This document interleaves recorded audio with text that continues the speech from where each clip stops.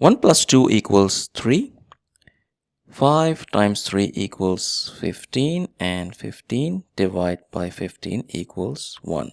But this answer is not right, because according to the order of operations, we must solve parentheses, then exponents, then multiplication and division, and finally addition and subtraction.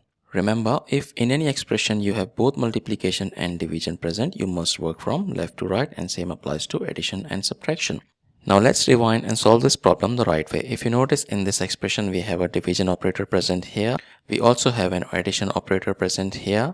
And we also have parentheses present here. So according to the rules, parentheses have highest priority. So we must solve what we have inside parentheses. 1 plus 2, that gives us 3.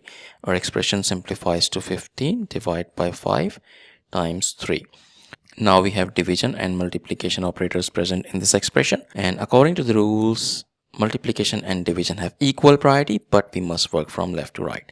So as per the rules, we should solve this division first. 15 divided by 5, that gives us 3.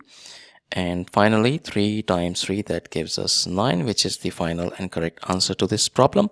Thank you for watching. Please like the video, comment your answers, and subscribe to our channel.